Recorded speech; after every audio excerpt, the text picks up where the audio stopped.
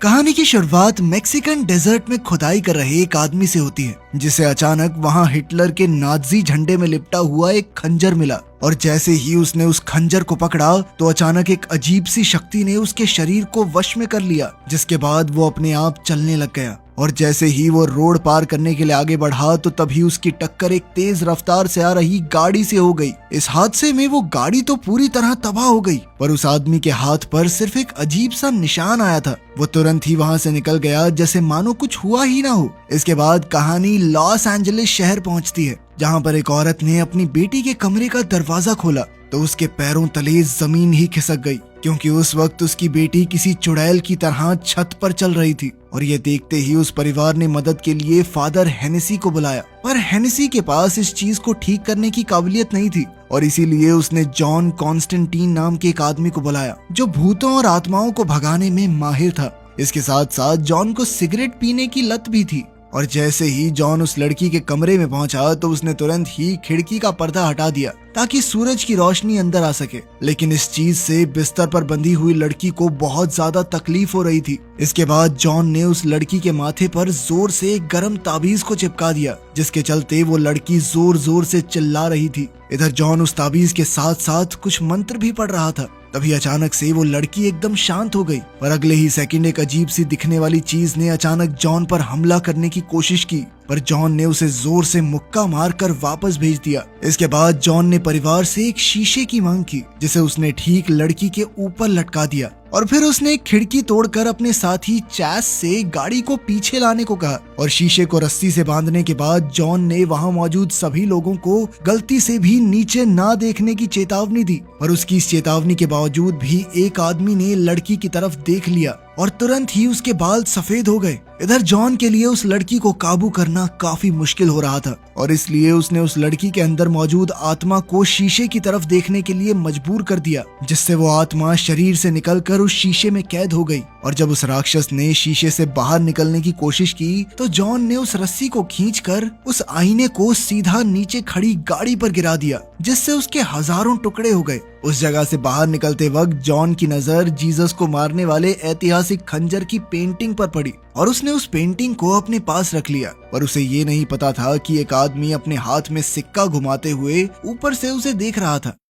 John हिसाब लगा रहा था कि उस बुरी आत्मा को लड़की के शरीर से निकालना काफी मुश्किल हुआ था, और इसीलिए उसे शक था कि जल्द ही कुछ बहुत बड़ा होने वाला है। उसी रात एंजेला नाम की एक डिटेक्टिव की आंख एक हॉस्पिटल बेड पर खुली। अचानक उसे इजाबेल नाम सुनाई दिया और वो उस आवाज का पीछा करते हुए हॉस्पिटल की छत पर पहुंच गई, जहां से उसने अपनी पट्टियां निकालकर छलांग लगा दी। उसी वक्त एंजेला की आंख खुली तो उसे एहसास हुआ कि ये सिर्फ एक डरावना सपना था। अगली सुबह एंजेला को हॉस्पिटल में एक केस की जांच करने के लिए बुलाया गया, जहां जाकर उसे पता चला कि असल में उसने जो सपना देखा था वो उसकी जुड़वा बहन का था, जिसके साथ कल रात कुछ ऐसा ही हुआ था। इजाबेल को हॉस्पिटल में एक मेंटल पेशेंट के तौर पर भर्ती किया गया था, पर एंजेला का मानना था कि उसकी बहन के साथ जरूर कुछ गलत हुआ है। ठीक उसी वक्त मेक्सिको में वो खंजर लेकर चल रहे उस आदमी ने एक लंबी छलांग मारकर बॉर्डर पार कर लिया। उसके जमीन पर पैर रखते ही वहां मौजूद सभी जानवरों की मौत हो गई। इधर जॉन को भी अचानक से खून की उल्टियां शुरू हो गई थी, और जब वो डॉक्टर के पास गया तो उसे पता चला कि उसकी सिगरेट की लत ने अब लंग कैंसर का रूप ले लिया है, और अब उसके पास सिर्फ थोड़ा ही समय बचा था। तो बेटा, धूम्रपान हानिकारक है, आज ही छोड़ें। कुछ देर बाद उससे मिलने के लिए उसका दोस्त बेमेन आया, जो अपने साथ उसके मिशन के लिए कुछ सुपरनेचुरल हथियार लाया था, जिसमें एक खास बंदूक भी शामिल थी, जिसके अंदर से ड्रैगन की सांस निकलती थी। अपनी बातचीत के दौरान जॉन ने बेमेन को उस पिशाच के बारे में भी बताया जो इंसानों के बीच घुसने की कोशिश कर रही थी, जो कि मुमकिन नहीं था, क्योंकि पिशाच सिर्फ रूप बदल सकते हैं। और इसीलिए बेमेन ने कहा कि मैं इसके बारे में जांच करता हूँ। इसके बाद जॉन एक चर्च में गया, जहां उसकी मुलाकात एंजेला से हुई। एंजेला पादरी से बात करने आई थी क्योंकि वो अपनी बहन इजाबेल का अंतिम संस्कार कैथोलिक तरीके से करना चाहती थी, लेकिन प्रीस्ट के मुताबिक ये मुमकिन नहीं था, क्योंकि इजाबेल ने अपनी मौत को खुद चुना था, जो कि एक पाप है। ठीक उसी समय जॉन की नजर गैब्रियल पर पड़ी, जो आधी एंजल थी, जो सिर्फ कुछ खास शक्तियों वाले इंसान ही देख सकते थे। जॉन ने गैब्रियल से कहा कि भगवान से बात करो यार, मेरी लाइफ थोड़ी बढ़ा दो, पर गैब्रियल ने उसकी बात को हंसी में ही टाल दिया और उसने जॉन से कहा कि तुम्हें नर्क में ही जाना है। चाहे आज चले जाओ चाहे 5 साल बाद चले जाना। जिस पर जॉन का कहना था कि उसने अपने पापों का प्रायश्चित करने के लिए कितने सारे राक्षसों को वापस नर्क में भेज दिया था और भगवान को उसके अच्छे कामों को भी तो देखना चाहिए। बड़े बेकार हो यार तुम लोग। पर गैब्रियल का कहना था कि अगर वो भगवान को अपनी आत्मा सौंप दे तो ही वो स्वर्ग जा सकता है, और वैसे भी वो इन आत्माओं को तो सिर्फ अपने फायदे के लिए पकड़ता था। उधर हेनेसी न्यूज़पेपर पर हाथ फेरते हुए उसकी जांच कर रहा था कि तभी उसका ध्यान इजाबेल की मौत की खबर पर गया, और उस खबर पर हाथ रखते ही उसे कुछ अजीब महसूस हुआ। ठीक उसी समय पर एंजेला इजाबेल की मौत की वीडियो देख रही थी, जहां उसे इजाबेल के मुंह से जॉन का नाम सुनाई दिया, और ठीक उसी समय पर अचानक उसके घर के सभी फोन बजने लग गए, और जब उसने फोन उठाया तो सामने से किसी की भी आवाज नहीं आई। उधर जॉन की अचानक रोड के बीच में ही तबीयत खराब हो गई और वो जमीन पर बैठ गया। तभी उसके हाथ के पास एक कीड़ा आया और अगले ही सेकंड कीड़ों से बने एक राक्षस ने उस पर हमला बोल दिया। वो वार इतना तेज था कि जॉन के हाथ से उसका हथियार वाला डब्बा दूर गिर गया, और अब जॉन के लिए उस राक्षस पर काबू पाना काफी मुश्किल हो रहा था। पर फिर भी उसने किसी तरह से खुद को आजाद करवाते हुए वो डब्बा उठाया। पर इससे पहले कि वो कुछ कर पाता, उस राक्षस ने दोबारा उस पर हमला कर दिया, जिससे बचने के लिए जॉन सड़क की तरफ भागा, जहां उस डब्बे को हवा में उछालकर वो राक्षस को एक गाड़ी के सामने ले आया, जिससे टकराते ही वो राक्षस खत्म हो गया।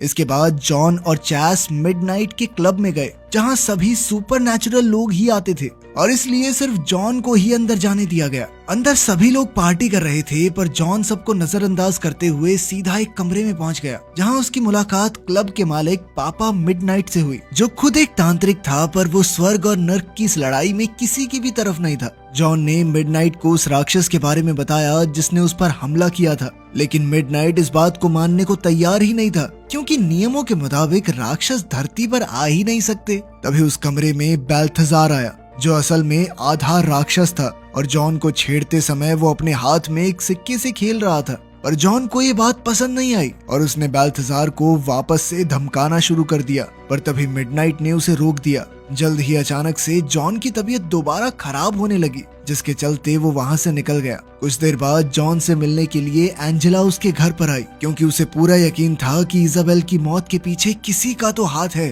पर जॉन को उसकी कहानियां सुनने में कोई दिलचस्पी नहीं थी। पर तभी उनकी बातचीत के दौरान जॉन की नजर एंजेला का पीछा कर रही एक आत्मा पर पड़ी, जिसे देखते ही वो एंजेला की तरफ भागा, और ये सब देखने के बाद उसे यकीन हो गया कि इजाबेल की मौत के पीछे भी जरूर कोई कारण है। लेकिन एंजेला को भूत प्रेतों पर बिल्कुल विश्वास नहीं था। पर तभी अचानक उसके चारों तरफ की बिजली गायब हो गई और बहुत तेज तेज हवाएं चलने लगी। तभी जॉन ने अपनी जेब से एक कपड़ा निकालकर उसे जला दिया, जिससे उसके आसपास मौजूद सभी राक्षस जलकर राख हो गए। और इसके बाद जॉन ने एंजेला को बताया कि ये सभी राक्षस तुम्हारा पीछा कर रहे थे, मेरा नहीं। आखिरकार जॉन ने एंजेला का केस समझने के लिए नर्क में जाने का फैसला किया, ताकि वो वहाँ पर उसकी बहन इजाबेल को ढूंढ सके।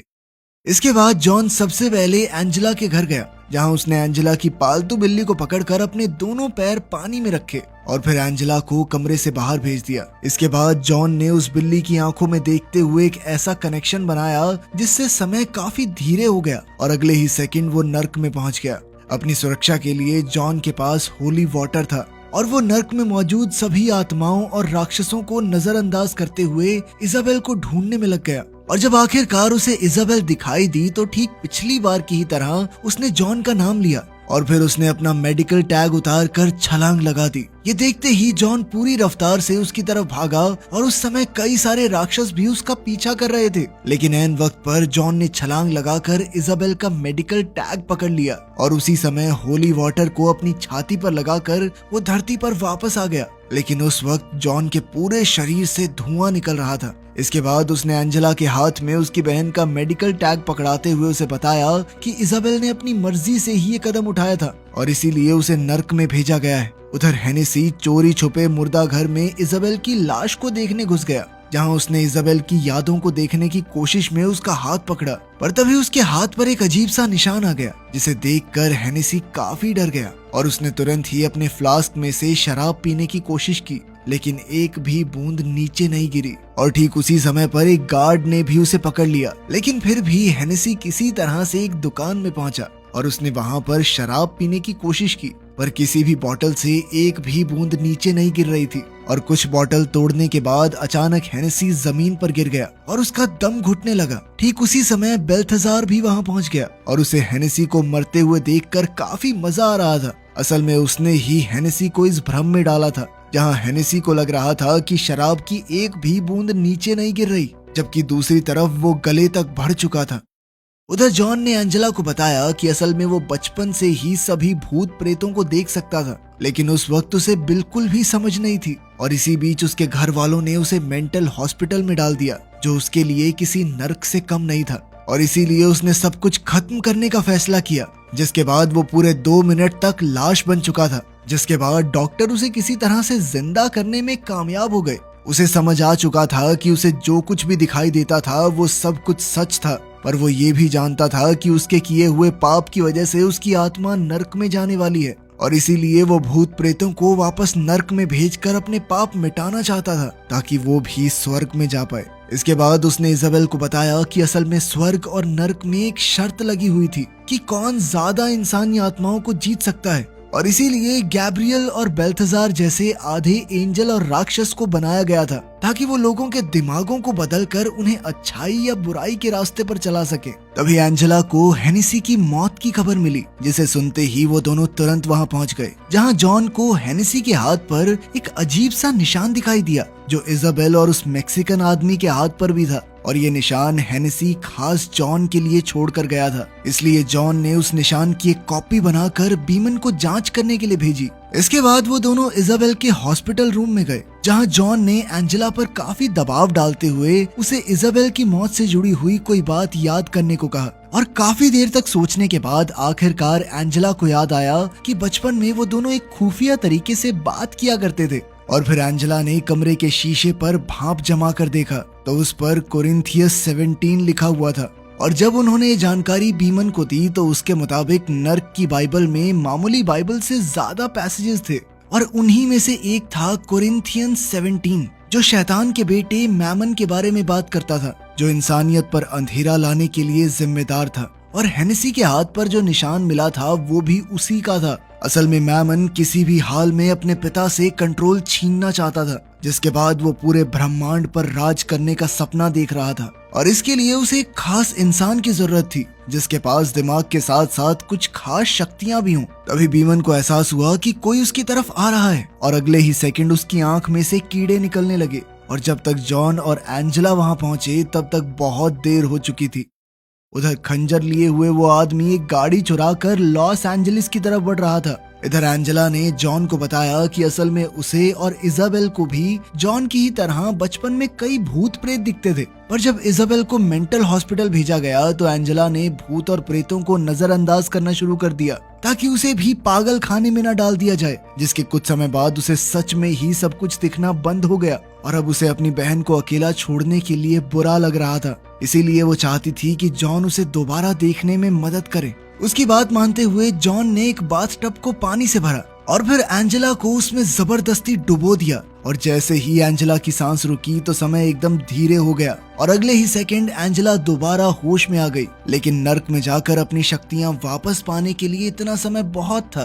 तभी एंजेला को कुछ एहसास हुआ, और वो तुरंत ही बीमन के ऑफिस में गई, जहां उसे बेल्थेजार का सिक्का मिला। कुछ देर बाद बेल्थेजार अपने ऑफिस के शीशे में अपनी शक्ल देख रहा था। तभी उस पर अचानक से ड्रैगन ब्रेथ से हमला हुआ, जिसने उसे उठाकर पीछे फेंक दिया। तभी जॉन ने उसके चेहरे पर पवित्र पानी फेंका, जिससे उसका चेहरा जलने लगा। इसके बाद उन दोनों के बीच लड़ाई शुरू हो गई, पर फिर भी जॉन किसी तरह से बेल्थेजार को नीचे गिराकर उसके ऊपर बैठ गया, और फिर उसने बाइबल निकालकर बेल्थेजार को धमकी दी, जिससे डर कर बेल्थेजार ने उसे बताया कि असल में मैमन को धरती पर आने के लिए स्पीयर ऑफ डेस्टिनी की जरूरत थी। तभी एंजेला भी वहां पहुंच गई, जिसे देखकर बेल्थेजार हंसने लग गया, और उसके मुताबिक उनका असली टारगेट एंजेला ही थी, जिसे जॉन खुद ब खुद वहां ले आया था। तभी जॉन ने एक बार फिर अपनी बंदूक की मदद से उस पर ड्रैगन की सांस वाली गोली चला दी। बाहर निकलते वक्त एंजेला को समझ आ चुका था कि इजाबेल ने दुनिया को बचाने के लिए अपनी जिंदगी को बलिदान किया था, ताकि राक्षस उसका इस्तेमाल मैमन को बुलाने के लिए ना कर सके।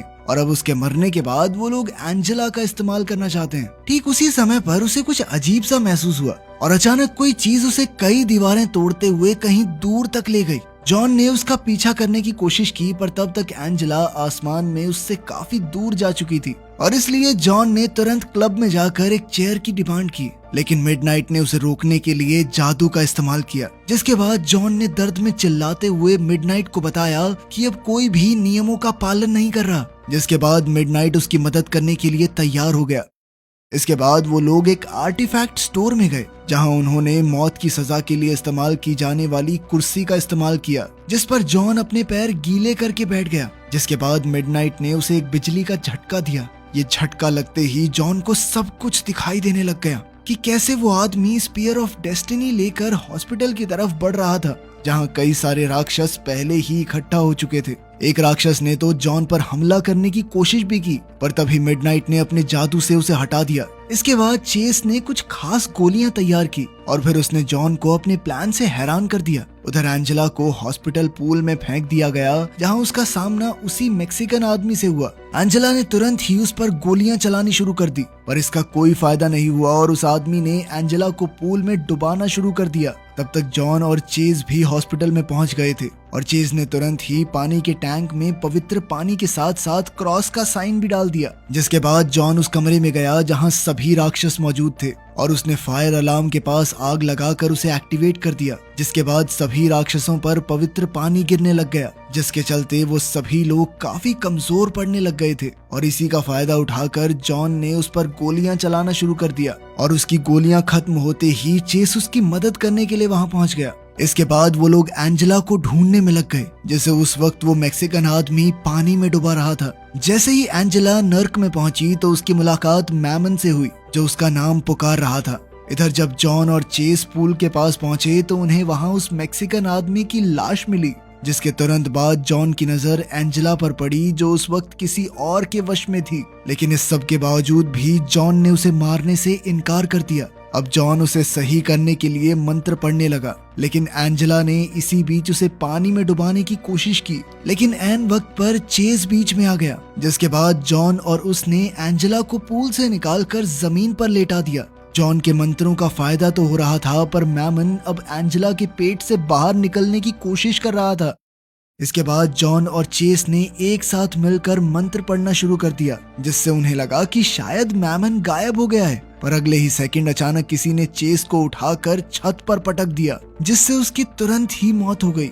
और इस चीज से जॉन बहुत गुस्से में आ गया। उसने अपने दोनों हाथों को जोड़कर एक मंत्र मारा, जिससे वहां मौजूद सभी ताकतें सामने आने पर मजबूर हो गई। पर उसके मंत्र पढ़ते ही उसका सामना गैब्रियल से हुआ, जिसने उसे बताया कि असल में वही मैमन को जिंदा करने में मदद करने वाली थी, क्योंकि उसके मुताबिक कोई भी पापी अपने पापों का प्रायश्चित करके स्वर्ग में जाने का सपना देखता है और इसीलिए वो मैमन को जिंदा करके हर तरफ पाप बढ़ाना चाहती थी, ताकि सिर्फ गिने चुने लोग ही स्वर्ग में जा पाएं। इसके बाद गैब्रियल ने जॉन को उठाकर दूर फेंक दिया, जिसके बाद वो खुद मैमन को जिंदा करने में लग गई। इधर जॉन भगवान से प्रार्थना करते हुए मदद मांग रहा था कि तभी अचानक से समय रुक गया और जॉन से मिलने के लिए लूसीफर वहां पहुंचा, क्योंकि जॉन इकलौती ऐसी आत्मा था जिसे लूसीफर खुद ले जा सकता था। और जॉन से सवाल करने पर उसे गैब्रियल के प्लान के बारे में पता चला और जब उसने दरवाजा तोड़कर देखा तो उसे जॉन की बात पर यकीन भी हो गया और उसने तुरंत ही एंजेला को उठाया,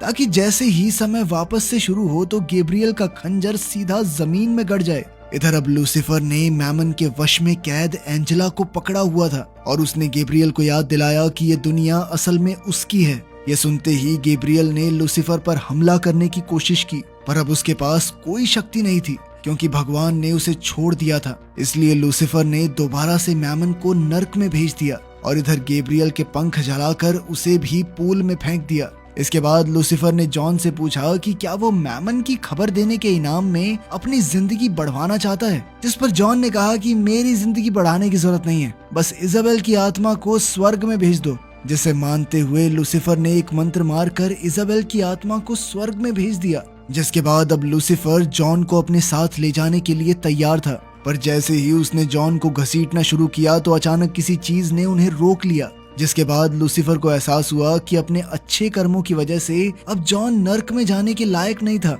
और तभी अचानक से जॉन की आत्मा स्वर्ग की तरफ बढ़ने लगी। लेकिन लूसीफर अपनी पसंदीदा आत्मा को यूं ही नहीं छोड़ सकता था और इसलिए उसने जॉन के फेफड़ों में हाथ डालकर उसका कैंसर निकाल दिया और उसे कुछ और समय की जिंदगी तोहफे में दे दी। इसके बाद जॉन ने उस खंजर को उठाकर एंजेला का हाल पूछा, जो अब सही हो चुकी थी। उधर गैब्रियल भी जिंदा थी, लेकिन अब वो इंसान बन चुकी थी, जो कि जॉन के मुताबिक उसके लिए सबसे बड़ी सजा थी। इसके बाद जॉन ने एंजेला को वही खंजर दिया ताकि वो अपनी सुरक्षा कर सके। कुछ दिन बाद जॉन चेस की कब्र के पास भी गया और उसकी कब्र को हाथ लगाते ही चेस एक एंजल बन गया, जिसका मतलब था कि उसे स्वर्ग में जगह मिल गई थी। वीडियो पसंद आई तो लाइक कर देना, चैनल को सब्सक्राइब कर लेना। मिलते हैं अगली वीडियो में।